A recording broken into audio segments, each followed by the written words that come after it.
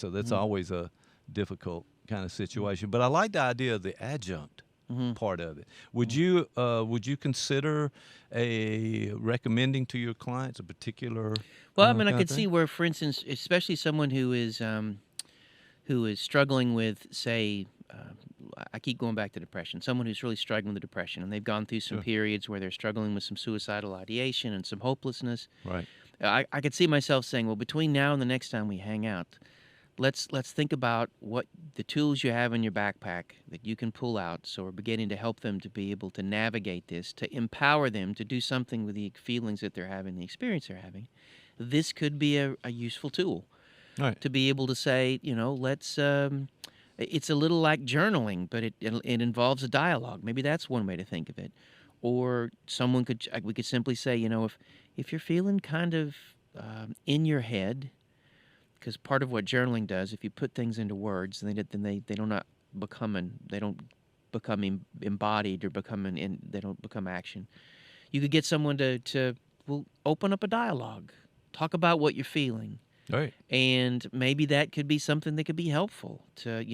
And again, I use the example of someone who at 1 o'clock in the morning is experiencing this crushing sense of hopelessness. Right. um, there's the possibility of having the AI dial a crisis line, but there's also the Right. possibility of being able to say, well, this is a place in your journey, and it's a small place in your journey. You are feeling this now, but you will not feel this.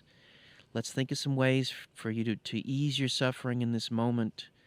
And in the morning, let's see how you feel, right? So there's Right. something that could sort of be grounding in that. Now, we talked before about how there was some sort of discrepancy between the effectiveness with depression versus anxiety. Right.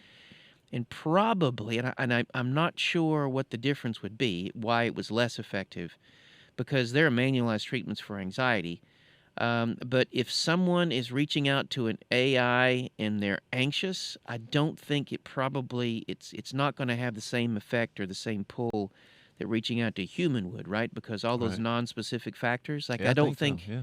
it wouldn't be helpful like in the midst of a depressive episode. It could have some grounding. I guess it could Right. ground you in anxiety if it could say, let's breathe, let's breathe. It could do things like that. Right. So Right. Right. maybe, but I guess I just see that um,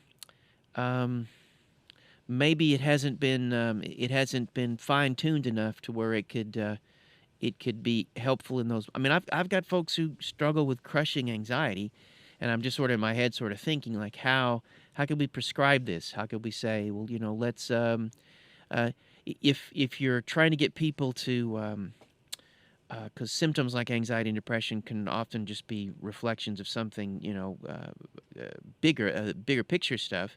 And if we're trying to get someone to be able to have a more healthy rhythm in their day, so I could see where I might say, well, let's wake up. What's the first thing we do? Turn on your Chat GPT. Talk about what you want to do today. Let's see if it can help you to organize your day, if it can help you to sort of think about and put some things in. So at 12 o'clock, you do this, and you'll Yeah. do this. So there could be some use there too, I think. Oh yeah, I think Um, there is some use in there. Greg was on our podcast some time back that we were. He was talking about his daughter who uses that very much to sort of structure her day and give her that path to get things done the way she wants, and she's doing well with it. So that's yeah. good. I have another question though. hmm All right, this is a psychoanalytic question. Do you hmm mind? I would never mind anything that involves my obsession with high theory.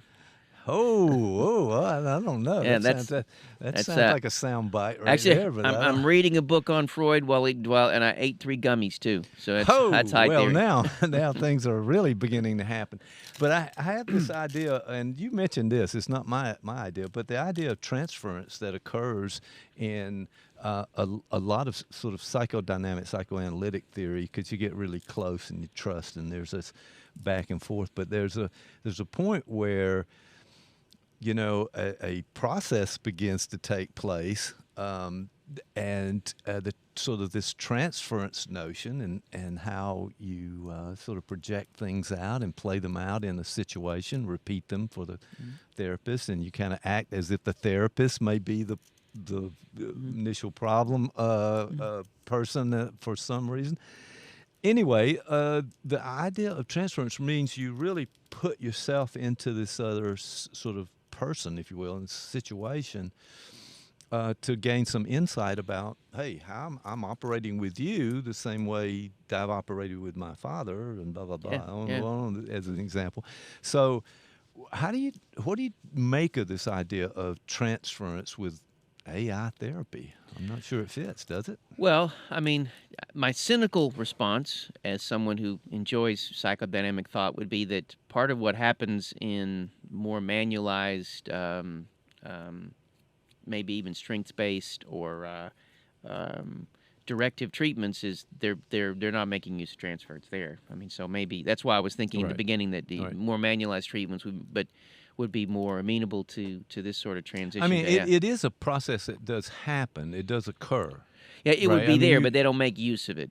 Right, It's like it's okay. not.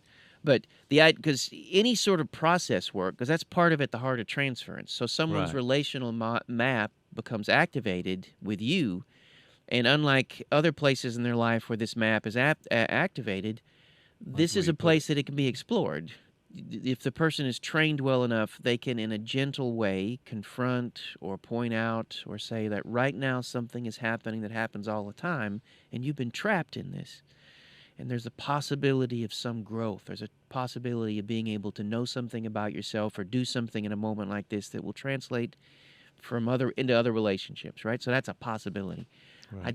You're right. I think that would be any sort of process work would be tough, at least initially, because you need a human being, right? You need, Right.